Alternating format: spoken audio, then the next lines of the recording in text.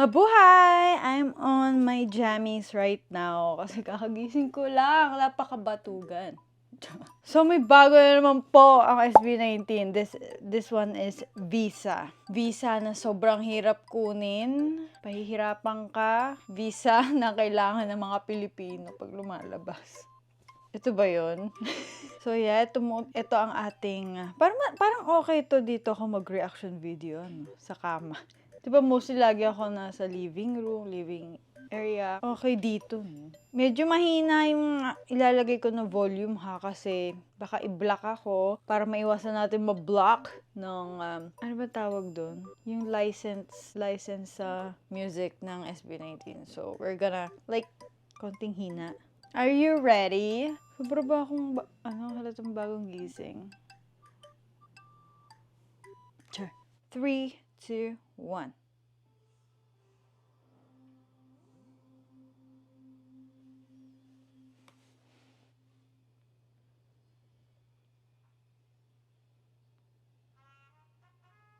Of course, Philippine culture. Uy, si Ninong Ray? Ay.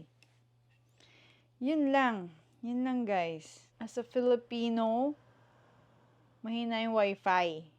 Siyempre, uulitin natin.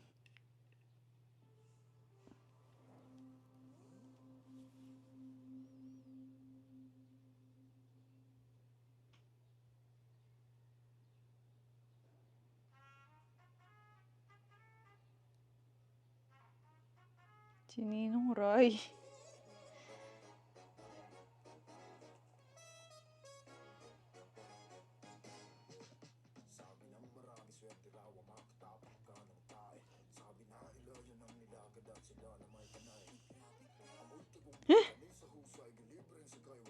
Pupogi. Ay! Yak!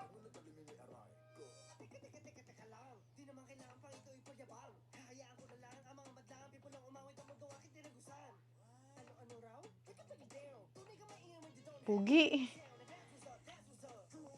Bagay sa kanya tong hair color na to.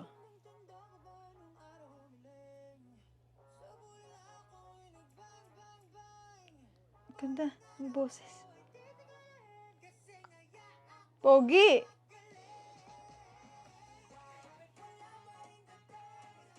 Eh!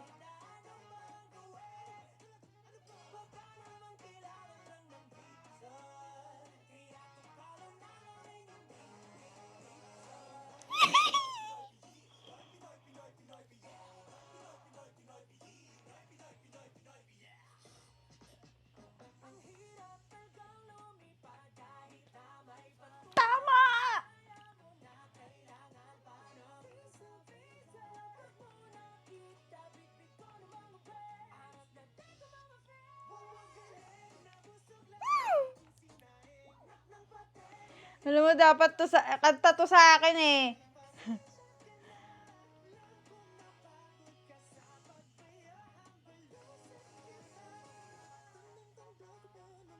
Ang ganda ng poses ni Ken. Ah!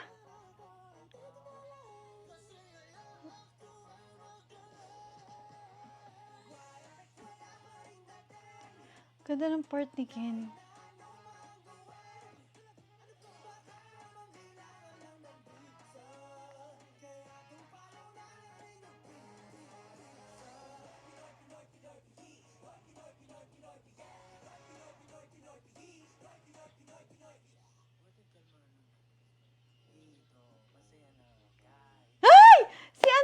Si Poca?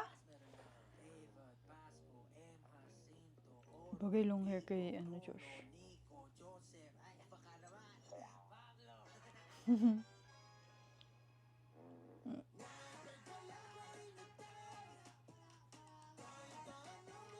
Hello, gusto ko din mapasama sa mga music video.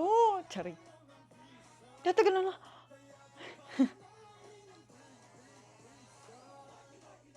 Ay. Para sa atin to. Itong kanta na talaga. Itong visa na to. Charis.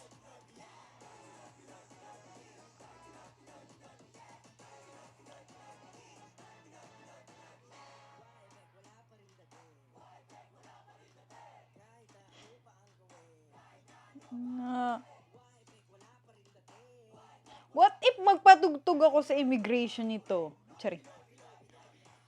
O kaya sa counselor. Counselor? Okay, that's it. So, that's the visa by SB19. Sobrang sobrang timing lang kasi ito talaga yung problem ng mostly Filipinos na yung mga kaya ako tinatamad talaga ako lagi mag-apply pagka pupunta ako sa mga country na mayroong visa kasi tinatamad ako kasi ang dami mo pang kailangan. Ang dami mo pang kailangan mga papers, yung parang kailangan mo pa ng ang daming proof na may pera kami. Gusto lang namin mag-travel, hindi ako magtatrabaho doon. Hirap! Parang gagamitin ko tong song na to pag mag-a-apply ako ulit ng sa visa country. Pero hindi naman ako, hindi naman pa ako na-denied. Wait, na-denied ako nung bata pa ako sa Amerika. Pero wala akong alaala, wala akong memories noon. Ngayong malaki na ako, hindi naman ako na-denied. Pero yun lang talaga yung process ng mga Pilipino para lang i-prove na magta-travel lang talaga ako. Speaking of, yung Korea pala is bago na sila ng processing, mas pinadali nila for Filipinos. Naisingit ko lang. Dali na talaga na SB19, no? Kung ano talaga yung mga problema ng mga Pilipino. Talagang, next naman title, Immigration Officer. Pero alam mo, pinakagusto ko yung part ni dito ni Ken. Sobrang ganda ng boses ni Ken. Dati hindi ko napapansin yun. Dahil lang sa friend ko, si Hannah Faith, na bias niya to si Ken. Tapos pinarinig niya sa akin yung kanta cover ni Ken ng Closer. Inch by inch, I'm moving closer. Che, example lang eh. Basta yun.